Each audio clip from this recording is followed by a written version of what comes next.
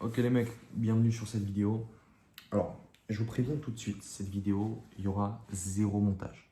Zéro montage. Quand je dis zéro montage, c'est que je vais parler et même si je bafoue, j'en ai rien à faire, je vais quand même la poster. Là, je filme, ensuite je vais poster. C'est tout simple. Bon, les mecs, le but de cette vidéo, c'est quoi? D'ailleurs, si vous attendez à des montages, beaucoup de montages dans cette vidéo, c'est pas celle-là. Ok, là, on va parler purement business, on va parler purement voilà, on m'a posé des questions, donc je vais y répondre tout simplement, je vais pas me prendre plus la tête que ça. Donc les mecs, je vais commencer tout de suite, en vrai de vrai. Donc les questions, elles sont centrées évidemment sur mon business d'application IA. Euh, donc let's go. Première question, c'est du coup concrètement, tu vends quoi? Une application, un système ou juste une automatisation? Ok. Ce qui est cool avec les applications, c'est que tu es ultra flexible sur absolument tout. Pourquoi je dis ça? C'est-à-dire que tu peux faire absolument tout ce que tu veux. Donc, tu peux connecter une application, enfin, tu peux connecter une autre application à ton application grâce à une API. En gros, ça permet de connecter deux applications entre elles. Tu peux connecter une unité à ton application, tu peux connecter, en fait, absolument tout ce que tu veux, tu peux le connecter à ton application. Vraiment, c'est quand même assez dingue de pouvoir faire ça. Tout simplement parce que c'est ton app en fait. Ton application voit ça comme du code. C'est du code, donc évidemment, tu peux tout connecter entre eux. C'est franchement assez dingue. Donc concrètement, je vends quoi? Je vends des applications du coup avec des fonctionnalités qui font aider de fou les entreprises à gagner plus de temps, plus d'argent. Euh, donc pour vous donner un exemple dans la niche du BTP, une niche que j'aime beaucoup, euh, une fonctionnalité que j'aime bien, c'est par exemple visualisation IA. C'est vraiment cool, c'est-à-dire que tu prends une photo du chantier, donc peu importe le chantier, hein, tu prends une photo qui n'est pas encore finie, donc il n'y a rien dessus encore, et l'IA a récupéré toutes les informations du client concerné, du coup. Donc en gros, tu prends la photo, tu choisis ton client et les informations se mettent du coup, enfin, est donné en gros à l'IA qui fait la photo, qui rajoute je sais pas, la terrasse par exemple, et du coup ça va faire exactement la terrasse que le client a demandé. Ça c'est assez dingue. Et du coup c'est vraiment cool. Donc ça c'est une des fonctionnalités, mais évidemment il y a des fonctionnalités plus basiques comme le CRM, je sais pas, facture, bref tout. Et voilà, en gros c'est ça. Donc c'est quoi la différence entre une app IA et un SaaS B2B dans ton business?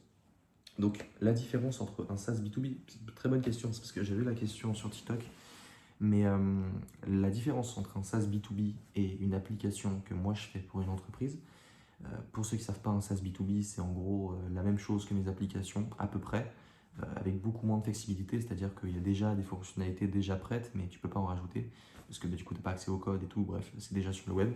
Et, euh, et du coup, tu payes par mois pour avoir accès à cette application-là. Donc la différence principale de pourquoi du coup mon application à moi elle coûterait 2 000 € et une autre application qui permet de faire strictement la même chose avec peut-être un peu moins de fonctionnalité mais à 30-40 € par mois, c'est tout simplement le fait que mon application est dédiée à une seule personne. Et je vais pas mentir, c'est vraiment vrai. Quand on a quelque chose qui est dédié qu'à nous et qu'on sait que personne a ce qu'on a en fait. Si par exemple, je sais pas, ce verre, ok, ce truc-là, il n'y a que moi qui l'a et personne dans tout le monde entier a la même chose que ce verre-là, a exactement le même verre, pour moi, il aura une valeur. Pour moi, il aura une valeur parce que ce sera le mien, ce sera le seul qui est là et genre, il sera unique en son genre. Et c'est ça qui fait la valeur perçue de mon application. C'est-à-dire que, enfin, c'est pas que ça évidemment, mais ça en fait partie. C'est-à-dire que quand je parle à une entreprise et je leur dis, OK, l'application, elle sera dédiée que à toi, que à vous, et bah, l'entreprise, elle est en mode, OK, c'est trop cool, j'aurai mon application personnelle à moi, que tu me fais pour moi, ce qui fait que ça ajoute une valeur perçue de fou. Et pour ceux qui ne le savent pas, la valeur perçue, c'est corrélé au prix. Ok, plus une personne se dit, je sais pas, par exemple, si tu penses que moi, je pourrais te faire gagner 10 000 € par mois, et bah, tu n'auras aucun mal à me payer 2 000, 3 000 €. C'est un exemple, mais en gros, c'est ça. Donc là, c'est la valeur perçue. La valeur perçue de toi vis-à-vis de mon business, enfin vis-à-vis de mon accompagnement, c'est OK, je suis sûr qu'il va me permettre de faire 10 000 € par mois. OK. Donc, deuxième question, les mecs. Enfin, troisième, du coup, on passe direct à la troisième. J'essaie d'enchaîner assez rapidement parce que j'en ai quand même 50 à faire. S'il y a des questions pas ouf, je vais les passer parce que du coup, j'ai bloqué à 50, mais je vais regarder s'il y a des questions pas ouf, j'en sais rien. Euh, ok. Alors, tu fais sur mesure ou à chaque fois une application? Ok, bon, je pense que tu veux dire en gros, est-ce qu'une application, je la refais à chaque fois? Est-ce que je repars de zéro à chaque fois quand je fais une nouvelle app? Non, ok.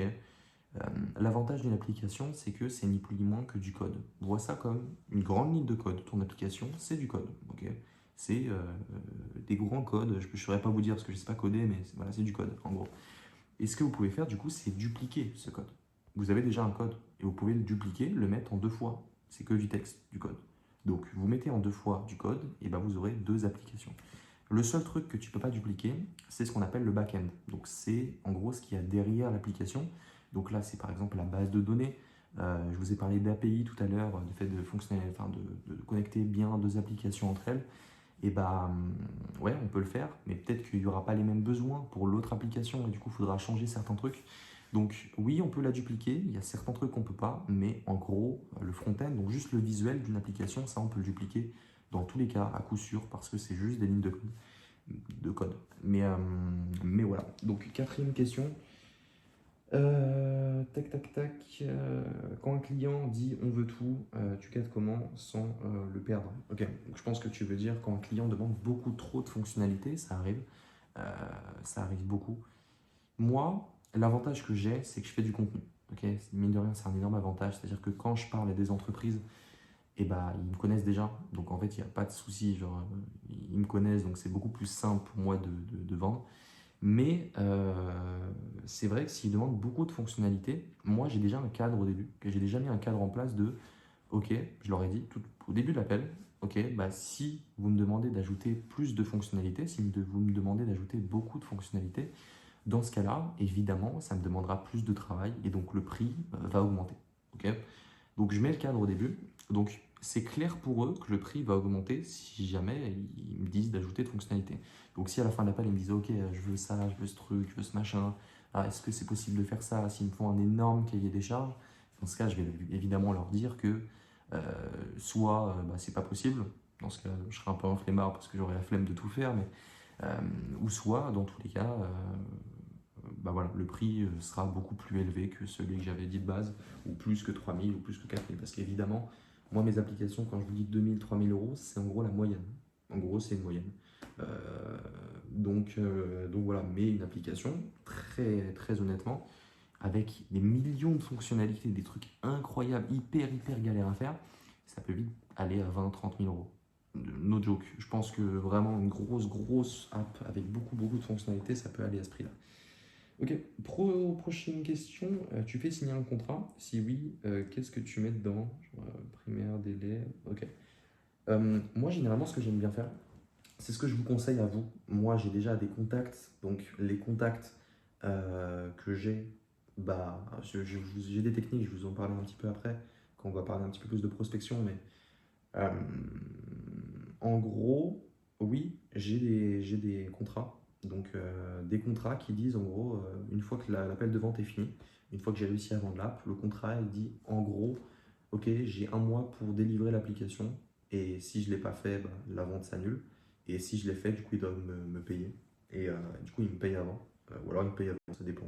Je sais plus, il se marqué quoi exactement dans le contrat, mais c'est ça. En gros, ils me payent avant.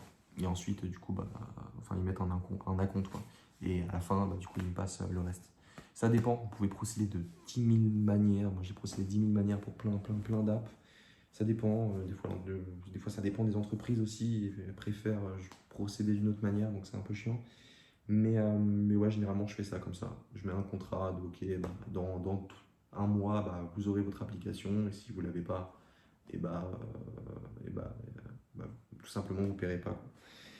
Ou alors, ce que vous pouvez faire aussi, c'est faire une démo. Donc, vous passez votre application gratuitement pendant une semaine, ils la testent pour gagner leur confiance, et ensuite vous leur dites, ok, bah, c'est 2K. C'est 2K l'application. Et ça marche très bien. Donc, quand une entreprise te demande où sont hébergées nos données, tu réponds quoi? Alors, je suis très honnête là-dessus. Quand une entreprise te demande où sont hébergées nos données, les données, je vais leur dire, elles sont ultra privées. Elles sont dans une application qui a eu des diplômes. Je sais pas si c'est diplôme, je sais plus comment on appelle ça. Mais en gros, moi, j'utilise Supabase pour la base de données. Et Supabase, ils ont eu des brevets. Je sais pas comment on appelle ça. Dites dans les commentaires comment on appelle ça, je sais plus. Mais en gros, ouais, des prix, on appelle ça comme ça, des prix de sécurité. Il y a c'est ultra sécurisé, Supabase. Donc Supabase, en gros, c'est une base de données. C'est ce qui permet de garder les données des clients. Et ça, c'est hyper sécurisé. C'est vraiment assez dingue. Et du coup, ouais, je dis ça. J'ai dit, j'utilise Supabase. C'est hyper sécurisé. Ils ont eu des brevets de fou pour ça. Tu gères comment l'authentification? Permission, admin, employé, rôle, tout ce genre de trucs, je les gère avec Supabase. Alors, on vient d'en parler, mais Supabase les gère avec ça. Ça permet de s'authentifier. Supabase, ça garde les données du client et en gros, quand il se reconnecte, bah, il se reconnecte tout simplement. Donc, c'est plutôt clean. Ensuite, et si demain tu disparais, on fait comment? Tu réponds quoi au client? Bah, l'app est déjà délivrée, frérot. Donc, quand l'app est délivrée, bah, c'est au calme. Mis à part le SAV, évidemment, si je suis plus là, bah, je réponds quoi au client? Bah, je sais pas. Genre, je peux rien répondre si je suis plus là. Dans tous les cas, voilà quoi. Ok, tu vends l'app une maintenance mensuelle ou tu restes en one shot? Bah, justement, moi je mets du SAV en place. C'est-à-dire que des fois, ça peut arriver que l'application, il y a un petit bug, un petit truc, ça peut arriver. Euh, et ce qui fait que du coup, il y a besoin du SAV. Donc du SAV, en plus de ça, pour vous qui faites des apps, ça vous fait du MMR, donc en gros du Monthly Recurrent Revenue. Donc excusez-moi pour cet accent anglais de fou, mais de fou dans le mauvais sens du terme. Mais ouais, en gros, je mets du MMR, donc les gens ils payent par mois, enfin les entreprises payent par mois, en plus de me payer en one shot. Donc ils payent 2K et en plus de ça, ils payent 50 euros par mois pour l'app, tout simplement. Ok, et si l'API d'un outil change, Stripe, Notion, Google, qui paye la maintenance? Eux, je viens de le dire, eux, c'est eux qui payent la maintenance. Et si l'API change, bah, je vois pas comment elle peut changer en fait. Elle peut pas changer une API. Tu gères les demandes petits modifs, rapides, gratuites. Tout ce qui est petite demande dans l'application, ça dépend évidemment de la demande. Si c'est juste un tout petit truc qui est chiant ou un tout minuscule truc, évidemment, je fais gratuitement. Ça me prend 2 secondes à faire, vraiment, je vous jure. C'est vraiment. Ok, pour vous simuler le truc, c'est. Je vais dans mon outil qui me permet de faire mes applications, c'est-à-dire Cursor. Ok, je vais dans Cursor, je dis ce qu'il faut changer, je change le truc dans Cursor. Je dis add git, push git. En gros, ça va mettre la modification sur GitHub. GitHub est connecté à Vercel. Vercel, ça me permet de pusher le code, donc de mettre le code sur le web. Donc en gros, que tout le monde ait accès via un lien web classique, mon app sur le web. Ça me permet de mettre mon app en gros sur Internet. Et du coup, ça me permet de mettre la modif. Donc non, pour les toutes minuscules modifs comme ça, c'est hyper gratuit parce que je le fais en 2 secondes. Hyper gratuit, ça se dit pas, mais c'est gratuit. D'ailleurs, les mecs, il y aura beaucoup moins de 50 questions. Je viens de me rendre compte qu'il y en avait beaucoup qui n'avaient soit aucun sens, ou qui sont pas du tout corrélés à mon business. Donc les mecs, il n'y aura pas 50 questions, il y en aura beaucoup moins, c'est pas grave. Je sais pas, on est à 12-13 minutes là. Donc voilà, les mecs, prochaine question. Tu fais payer la phrase de diagnostic, audit? Non, non, pas du tout. Ça dépend évidemment de l'entreprise. Est-ce que je fais payer? Non, c'est le début. Je fais payer que quand en gros je délivre l'app. Dès que je passe l'application, c'est là où on me fait payer, quoi. Où on me paye. C'est tout pas. Tu trouves tes clients ou DM, call, email, réseau, contenu, pub. Ok, là.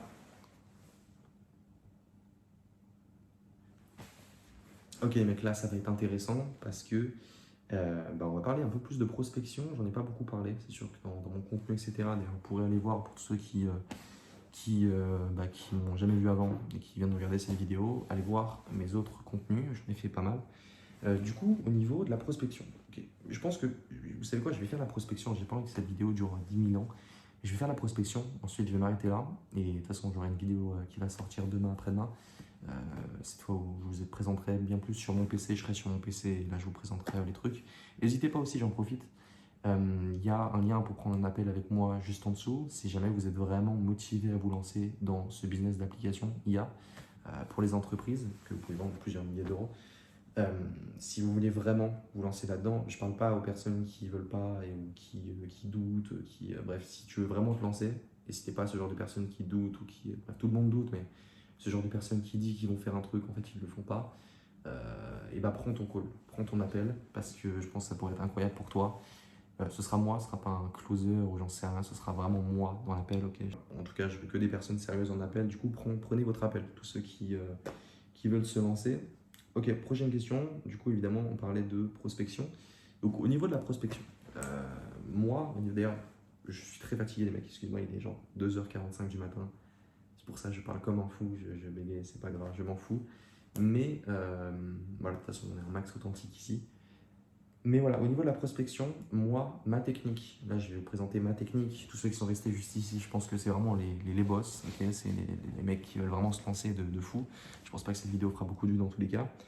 Donc, le moyen que moi j'utilise pour trouver mes clients, c'est les contacts.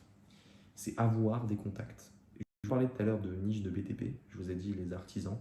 Euh, oui, les artisans, c'est une niche de fou. C'est vraiment, pour moi, à mon sens, l'une des meilleures niches. Et dans les artisans, ok, enfin, dans les artisans, dans la niche des artisans du BTP, les contacts, c'est vraiment ce qui fait absolument tout. Ok. Et imaginons que demain, là, tu arrives à vendre ton application, tu as trouvé ton premier client, sache que c'est effet boule de neige. Ok. Avec la technique que je vais te présenter, c'est effet boule de neige. Tu as vendu une fois, tu peux vendre 5 fois directement après grâce à la première personne que tu as vendue. J'explique. En gros, moi, ce que je fais, c'est que quand je vends une application à une entreprise, je propose à l'entreprise de potentiellement parler de moi, parler de l'application, parler du coup des bienfaits de l'application. Voilà, en gros, elle fait gagner du temps, etc. Et on sait très bien que dans une niche, peu importe la niche, une personne connaît d'autres personnes qui lui ressemblent. Moi, je connais d'autres personnes qui font des applications. Une personne dans le BTP connaît d'autres personnes dans le BTP. Tout à fait logique. Ce qui fait que quand tu vends à une personne dans le BTP et que, que cette personne-là connaît une personne dans le BTP, et ben l'autre personne, c'est un potentiel client pour toi. Ce qui fait que si tu dis à l'entreprise que tu as vendue de OK, si jamais tu réussis à me vendre en gros ton application à l'autre BTP, et ben dans ce cas-là, tu prends 400, 500 euros. Pour toi, c'est rien. Ok, 400, 500 euros, ça représente 30% de la vente que tu vas faire. Mais la vente, tu vas la faire grâce à lui. Ok. Donc, je ne sais pas si vous voyez ce que je veux dire, parce que peut-être que j'explique mal, il est 2h47 du matin, c'est pas très grave. Mais voilà, c'est la technique que j'utilise, c'est la technique qui m'a permis d'atteindre des chiffres assez dingues, qui m'a permis d'atteindre littéralement 5 chiffres par mois. Donc voilà, c'est assez dingue, les mecs. Bref. Ok, prochaine question. J'ai dit que j'arrêtais là. J'ai dit que j'arrêtais là. Donc on va arrêter là, les mecs. Donc j'espère que cette vidéo vous a plu. Je vais revenir sur ça.